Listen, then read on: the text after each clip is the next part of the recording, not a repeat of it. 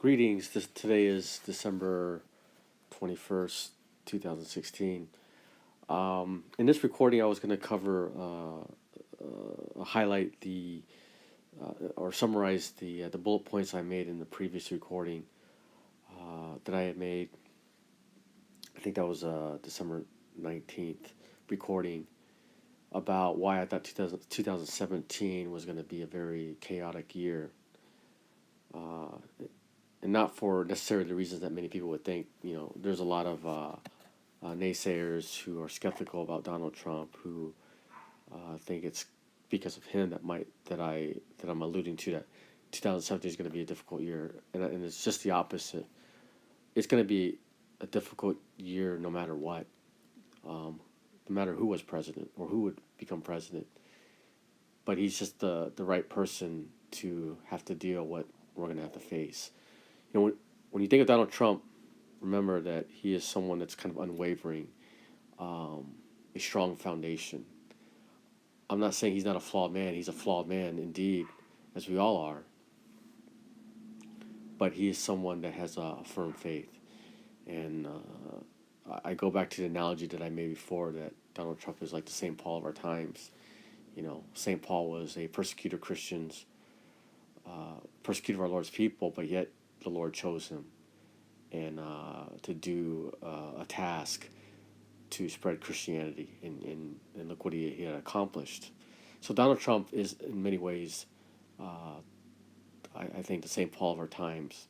Now, I'm not going to cover the bullet points of the reasons why 2017. I'm still putting that together to make it easier for people to grasp, because I threw a lot at the audience. But what I did want to talk about was there was something that had come out in the news on December 16th, and it made me again think about maybe there's something to what I had said about 2017.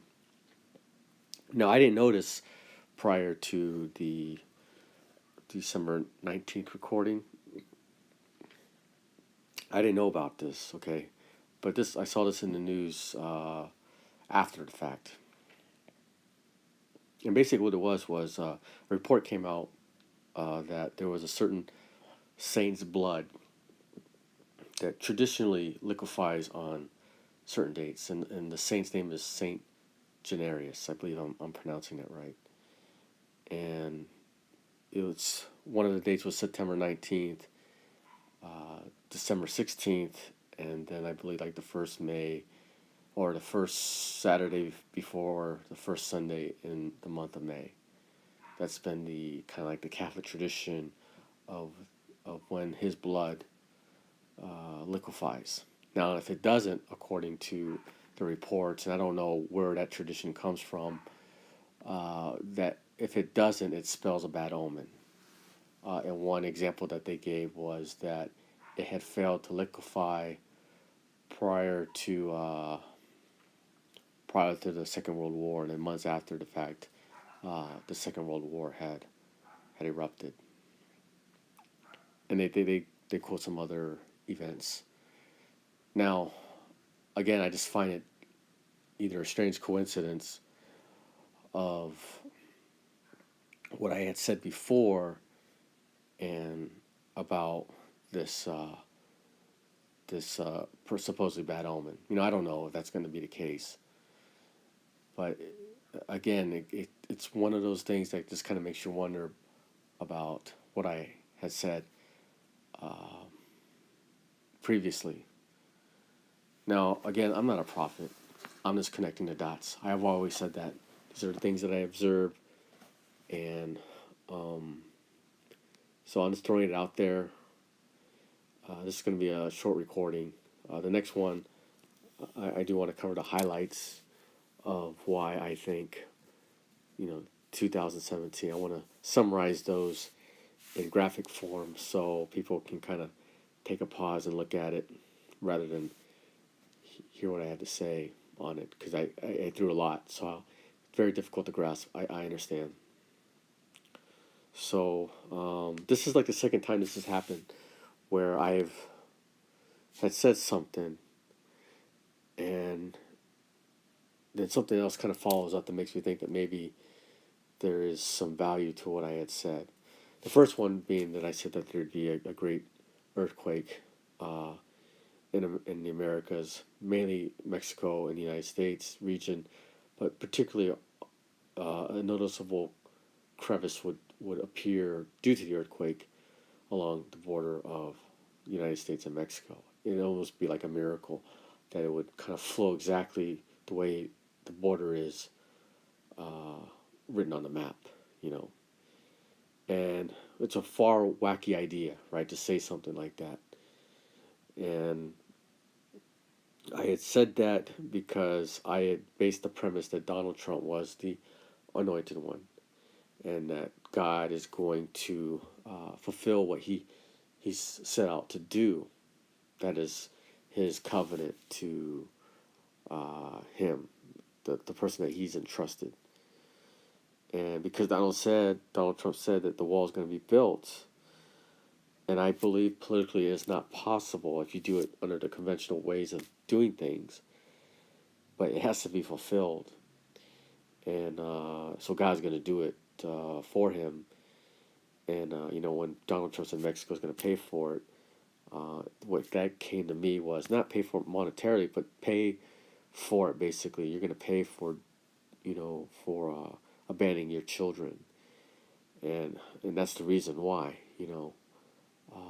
Mexico, who Our Lady of Guadalupe, our Blessed Mother, is like the matriarch of Mexico. But look what the Mexican government is doing to its own people. It's abandoning its own children and not really caring that they're fleeing their own country, their own land, to go find work and shelter elsewhere. And they do so willingly. They turn a blind eye. So, the Blessed Mother, side by side, there's also the Holy Family. And Joseph never abandoned the Blessed Mother. So why is the father of Mexico, as I have said in the past, abandoning his children? Now, I don't blame that. The current president, it's just what's been going on in the system for decades. And so Mexico is going to pay for that. Now, when I said that, it was a wacky idea.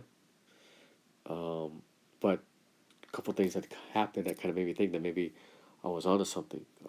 There was a series of other quakes that happened, not necessarily in that region, but I think in the South America region and even in Asia, that just kind of made me think that maybe there was something to what I had came to me, and the and it was like it was this kind of weird coincidence to see those reports come out. And then the second thing that really made me think more about it was a statue of the Blessed Mother. Her was found crying tears of blood, and in Mexico, I it's, can't repeat what that name of that town was. I believe it started with a J. I had to look back in my notes, and again, it made me think, why did that happen? There's no coincidence when it comes to stuff like that. This was in Mexico. The Blessed Mother statue was crying tears of blood, and it made me think. She knows what's going to happen. She's sad, but she knows what's going to happen, and that there's going to be a lot of people, unfortunately, who are going to, pass away as a result of that. Now, keep in mind when I say these things, I have to think about what I'm saying. A lot of these so-called people who like to be prophets and all that kind of stuff, they want to be right. They want to be right because they want to think that they know the Almighty. I have always claimed that I'm not a prophet. I've always claimed that I'll never claim that I know God. That's the first indication when anybody says that they are a false prophet. But I will still never claim that I do know God. I'm just telling you what came to my mind and the things that I see and the thoughts that I'm connecting. So I say this as a testament of when I tell you that I had no like dream or vision or um, I didn't hear a voice from the sky or from the burning bush. I'm just seeing with my eyes and just connecting the dots. And maybe he guided me that way. Again, the only thing that I predicted that kind of came true was that Donald Trump was going to win and that Hillary Clinton was going to have a meltdown, which it's been reported she did. But what I predicted on top of that was that she was going to be caught on video and that the world would see her, and that and so the timing of that didn't happen. But I still think that that's going to happen because I think she still hasn't really learned her lesson of or hasn't come to terms with herself. So she's still playing with fire, and ultimately she has to be taught a lesson. Not not not in a way that a lot of people would say that about Hillary Clinton. She just hasn't learned anything yet, and like I said, I have to want her to turn to the good side, right? But that means that you have to come to terms with yourself and see yourself for what you are. If you're a horrible person, okay, you have to come to terms with yourself of who you are. And she hasn't. She's a very predictable person, like Judas. I go back to that analogy. Was Judas destined to be a guy who would betray our Lord? No, because that would be kind of who do want to be that guy if you're destined to be a bad guy, right? No, it's just that some people are so predictable, and Hillary Clinton is so predictable. She's predictable. The kind of person she is. So she hasn't really learned her lesson, and I think the only way to really wake her up is that she uh, has an ultimate something happen to her that would open the eyes of many people on the person that she really is, and hopefully that will be a blessing in disguise to make her see herself for who she has become.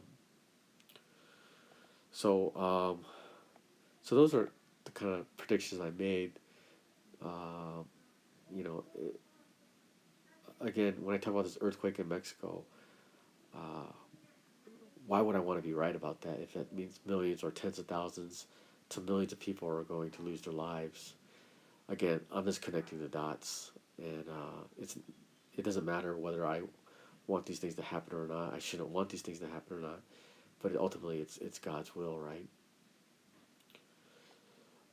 And the whole point that I want to make is that one doesn't have to be a prophet to see what's going on. I think if you just kind of open your eyes.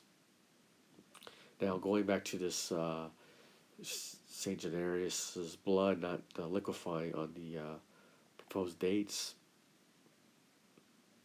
you know, again, it's another strange coincidence, and I don't know what to make of it, but I found it kind of strange, right?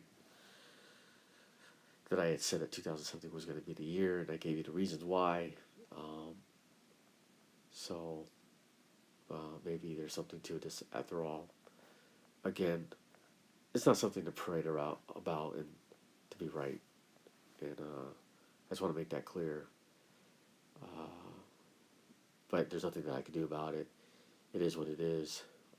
God's will is God's will. The only thing I can tell you, and I know I don't got many views on this recording. I think it'll be after the fact that somebody discovers this, that it brings attention to light. But what is the purpose of me recording all this? I I really don't know, because if everything happens and nobody really there to listen, what is the whole point? But I think there is some reason. The only thing I can tell you is that I am just uh, propelled to say these things, and it'll probably serve some purpose later on in the future. I think it's for the future generations to listen to the things that I have to say, because they do kind of make sense. But also maybe to interpret, because who's going to write about when all these things happen? Is it a historian? Um, so if all the things that I say kind of happen, then it gives credence to perhaps somebody to write about it based on the testimony that I have said. Anyway, it is December 21st, 2016. Signing off.